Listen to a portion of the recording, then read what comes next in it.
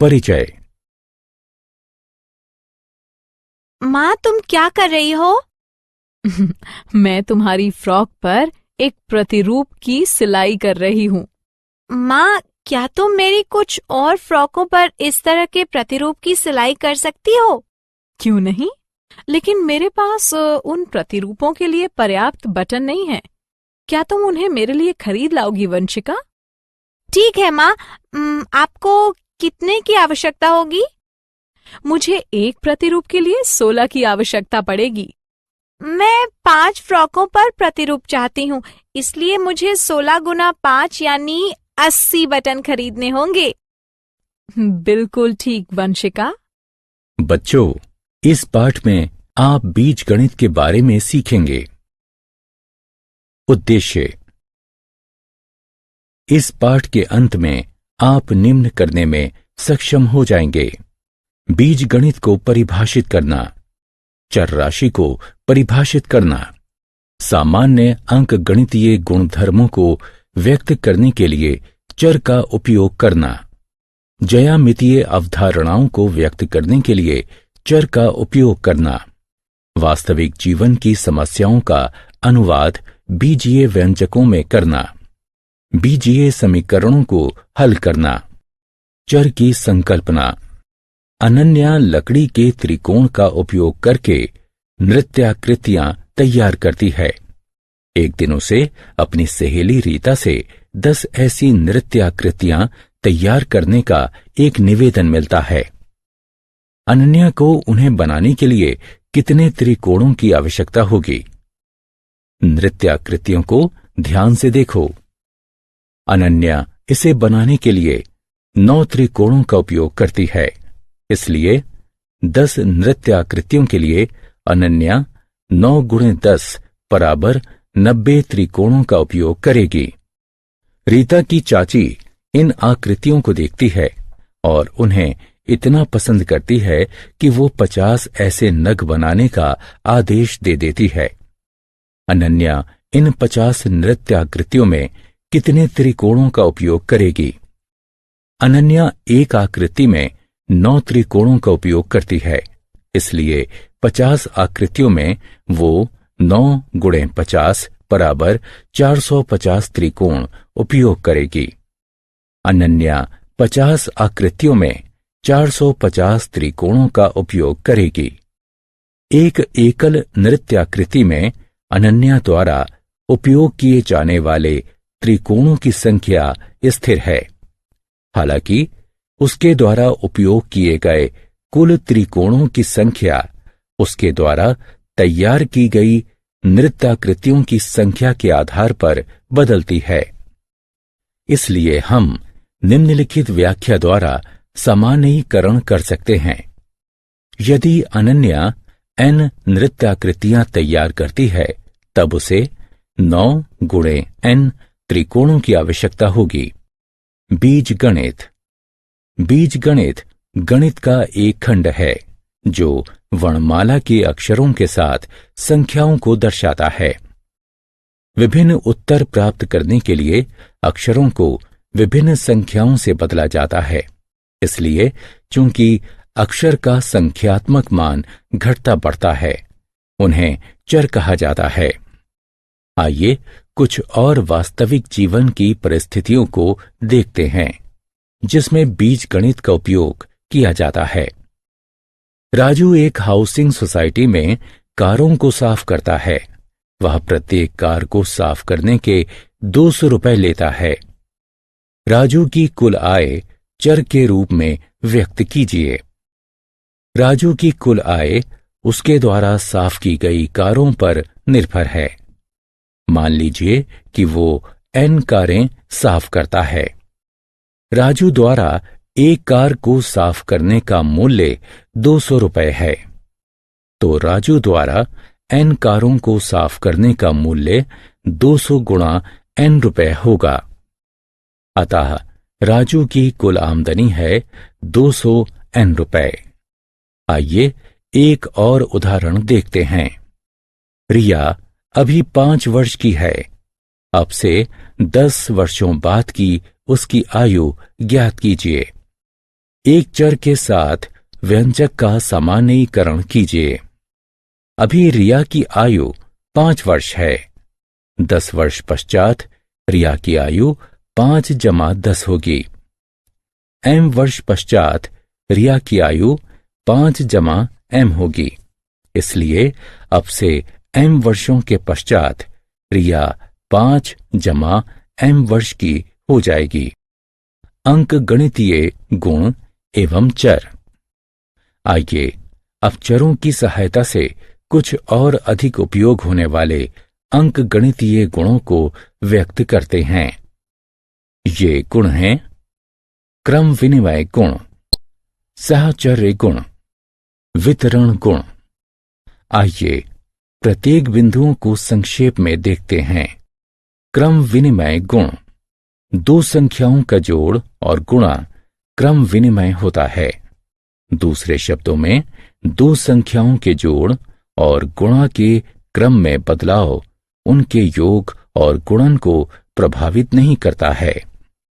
9 जमा 8 तथा 8 जमा 9 बराबर होता है 5 गुणा 6 तथा 6 गुणा 5 बराबर होता है।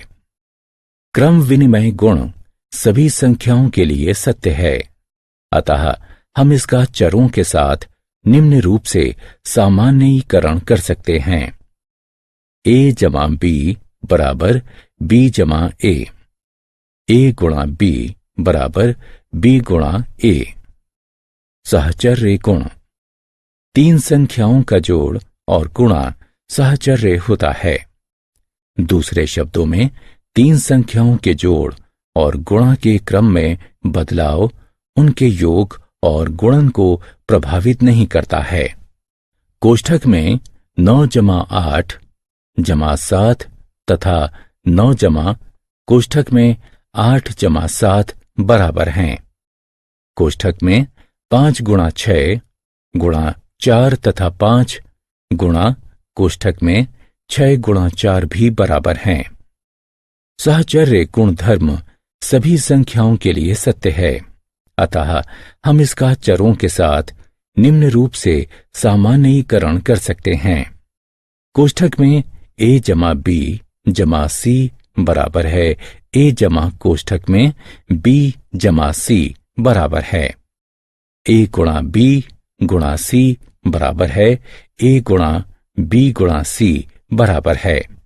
वितरण गुण। इस व्यंजक को देखिए। 5 गुणा कोष्ठक में 8 जमा 9। इसे इस प्रकार भी लिखा जा सकता है 5 गुणा 8 जमा 5 गुणा 9। ये गुण योग पर गुणन की वितरणता के रूप में जाना जाता है। यह सभी संख्याओं के लिए सत्य है। हम अतः इसका चरों के साथ निम्न रूप से सामान्यीकरण कर सकते हैं। कोष्ठक में a जमा b गुणा c बराबर है a गुणा b जमा a गुणा c के। ज्यामितीय अवधारणाएं एवं चर। चर की अवधारणा ज्यामिति के लिए बढ़ाई जा सकती है। उदाहरणार्थ, वृत्त का व्यास उसकी त्रिज्या का दुगना होता है। इसे इस प्रकार भी व्यक्त किया जा सकता है। व्यास बराबर 2 गुणा त्रिज्या या d बराबर 2 गुणा r, जहां d और r दोनों चर हैं। यदि r का मान बदलता है तब d का मान भी बदल जाता है। आइए परिमाप और क्षेत्रफल को व्यक्त करने के लिए चरों का उपयोग करते हैं। परिमाप। किसी भी 2 आयामी आकृति की परिधि उसके घेरे की लंबाई होती है। आयत ABCD का परिमाप AB जमा CB जमा DC जमा DA होगा। हम जानते हैं कि आयत की सम्मुख भुजाएं समान होती हैं, इसलिए लंबाई के लिए DC बराबर AB बराबर L और चौड़ाई के लिए DA बराबर CB बराबर B। यदि परिमाप को चर P के द्वारा प्रदर्शित किया जाता है तब P बराबर L जमा B जमा L जमा B होगा, जो कि बराबर होगा 2L जमा 2B के, जो बराबर होगा 2 कोष्ठक में L जमा B के। चर P चरों L तथा B के साथ बदलने से बदलता है। वर्ग का परिमाप ABCD बराबर AB जमा CB जमा DC जमा DA। जैसा कि हम जानते हैं कि एक वर्ग की सभी भुजाएं समान होती हैं, अतः भुजा के लिए AB बराबर CB बराबर DC बराबर DA बराबर S है। यदि परिमाप को चर P के द्वारा दर्शाया जाता है, तब P बराबर S जमा S जमा S जमा S यानी 4S होगा। चर P का मान चर S के साथ घटता बढ़ता है। क्षेत्रफल आयत ABCD का क्षेत्रफल लंबाई गुणा चौड़ाई है। यदि क्षेत्रफल को चर A, लंबाई को L तथा चौड़ाई को B के द्वारा प्रदर्शित किया जाता है, तब A बराबर L गुणा B होगा। चर A चरों L तथा B में आत्म मूल्यांकन। प्रश्न को ध्यानपूर्वक पढ़ें तथा सही विकल्प पर क्लिक करें। बीजीय व्यंजक। अंकगणितीय व्यंजक जोड़, घटा, गुणा और भाग की सहायता से संख्याओं के बीच संबंध स्थापित करती है। यहाँ कुछ अंकगणितीय व्यंजक हैं। एक अंकगणितीय व्यंजक का परिणाम इसे हल करके निर्धारित किया जाता है। आइए इनमें से प्रत्येक अंकगणितीय अभिव्यक्ति को हल करते हैं। बीजीय व्यंजक 4 अंकगणितीय संक्रियाओं की सहायता से संख्याओं और चरों के बीच संबंध स्थापित करता है। यहाँ कुछ बीजीय व्यंजक हैं। एक बीजीय व्यंजक का परिणाम निर्धारित किया जा सकता है जब केवल व्यंजक में चर का मान ज्ञात हो। आइए हम चर के विशिष्ट मानों के लिए इनमें से प्रत्येक बीजीय व्यंजकों को हल करते हैं। बीजीय व्यंजकों की संरचना। आइए अब हम कुछ बीजीय व्यंजक लेते हैं तथा उनकी संरचना किस प्रकार से की गई है उसे समझते हैं। 3 गुणा n जमा 12। n को सर्वप्रथम 3 से गुणा किया जाता है एवं तत्पश्चात परिणाम में 12 जोड़ा जाता है। y भाग 7 जमा 5। y को सर्वप्रथम 7 से भाग दिया जाता है, तत्पश्चात परिणाम में 5 जोड़ा जाता है। कोष्ठक में r घटा 8 गुणा 14। 8 को सर्वप्रथम r से घटाया जाता है, तत्पश्चात परिणाम को 14 से गुणा किया जाता है। 6 जमा 3 गुणा कोष्ठक में m घटा 12। m से सर्वप्रथम 12 को घटाया जाता है, तत्पश्चात अंतर को 3 से गुणा किया जाता है एवं परिणाम में 6 जोड़ा जाता है। 56 भाग कोष्ठक में s गुणा 3। s को 3 से गुणा किया जाता है एवं तत्पश्चात गुणन को 56 से विभाजित किया जाता है। आइए अब हम बीजीय व्यंजकों की सहायता से कुछ वास्तविक जीवन की परिस्थितियों को व्यक्त करते हैं। केशव एक टॉफी और एक चॉकलेट खरीदता है। चॉकलेट टॉफी से 20 रुपए महंगी है। टॉफी की कीमत अनुसार चॉकलेट की कीमत की व्याख्या कीजिए। यदि टॉफी की कीमत x रुपए है, तब चॉकलेट की कीमत x जमा 20 होगी। समीरा 200 रुपए की कीमत की एक किताब और 30 रुपए प्रति नोटबुक की कीमत से कुछ नोटबुकें खरीदती है।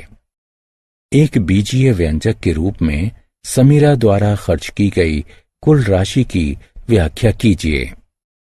यदि y समीरा द्वारा खरीदी गई नोटबुकों की संख्या है, तब नोटबुकों पर समीरा द्वारा खर्च की गई राशि 30 गुणा y यानी 30 y है। किताबों और नोटबुकों पर समीरा द्वारा खर्च की गई कुल राशि 30 y जमा 200 है। आइए एक और उदाहरण देखें। 5 वर्ष के पश्चात राजेश के पिता की आयु राजेश की आयु की 3 गुना होगी। अब से 5 वर्ष पश्चात राजेश की आयु के अनुसार पिता की आयु व्यक्त कीजिए। यदि राजेश की आयु a वर्ष है, तब बीजीय समीकरण। आइए इस कथन पर विचार करते हैं। 4 घटा 3 बराबर 1। इसे गणितीय रूप में इस प्रकार से व्यक्त किया जा सकता है। इस तरह के गणितीय व्यंजक को अंकीय व्यंजक के रूप में भी जाना जाता है। अब गणितीय व्यंजक पर विचार करते हैं। t घटा 5 बराबर 2। ये गणितीय व्यंजक एक बीजीय समीकरण है। एक बीजीय समीकरण एक या एक से अधिक चरों का होता है। आइए अब हम समीकरण के 2 गुणधर्मों को देखते हैं। एक, किसी एक समीकरण के 2 पक्ष होते हैं, बायां पक्ष या LHS तथा दायां पक्ष या RHS। 2 बराबर का चिन्ह LHS एवं RHS को बराबर करता है। आइए अब हम सभी पुराने बीजीय व्यंजक को बीजीय समीकरणों के रूप में व्यक्त करते हैं। x जमा 20 बराबर 25। 30y जमा 200 बराबर 1100। कोष्ठक में a जमा 5 गुणा 3 बराबर 45। एक चर का वो मान जिसके लिए एक समीकरण संतुष्ट हो जाता है, उसका हल कहलाता है। आइए अब हम बीजीय व्यंजक के उदाहरण पर पुनर्विचार करते हैं। केशव एक टॉफी और एक चॉकलेट खरीदता है। चॉकलेट की कीमत टॉफी की कीमत से 20 रुपए अधिक है। यदि केशव द्वारा चॉकलेट पर 25 रुपए खर्च किए गए तो टॉफी की कीमत क्या है? एक बीजीय समीकरण बनाइए तथा इसका हल ज्ञात कीजिए। यदि टॉफी की कीमत x रुपए है, तब चॉकलेट की कीमत x जमा 20 होगी, किंतु चॉकलेट की कीमत 25 रुपए दी गई है, इसलिए x जमा 20 बराबर 25 है। यह समीकरण सत्य है यदि x का मान 5 है, इसलिए x बराबर 5 समीकरण का हल है। इसका मतलब है कि टॉफी की कीमत 5 रुपए है। आइए एक और उदाहरण को देखते हैं। समीरा 200 रुपए कीमत की एक पुस्तक तथा 30 रुपए प्रति नोटबुक की कीमत की कुछ नोटबुकें खरीदती है। यदि समीरा कुल 1100 रुपए की राशि खर्च करती है, तो नोटबुक की कीमत ज्ञात कीजिए। एक बीज आत्म मूल्यांकन। आइए जांचें कि अब तक आपने क्या सीखा। बीजीय समीकरणों का उनके हल के साथ मिलान कीजिए।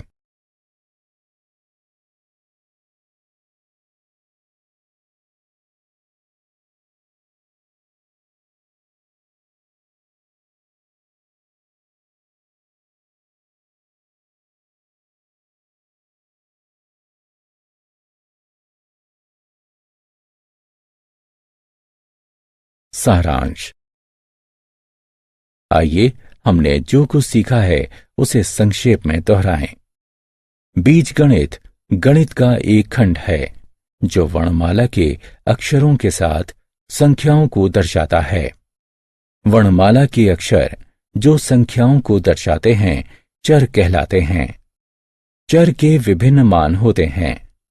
अंक गणितीय गुणों को व्यक्त करने के लिए चर का उपयोग किया जाता है। ज्यामितीय अवधारणाओं को व्यक्त करने के लिए चर का उपयोग किया जाता है। बीजीय व्यंजक संख्याओं और चर के मध्य संबंध स्थापित करता है। समीकरण में चर का वह मान जो बीजीय समीकरण को संतुष्ट करता है उसका हल कहलाता है।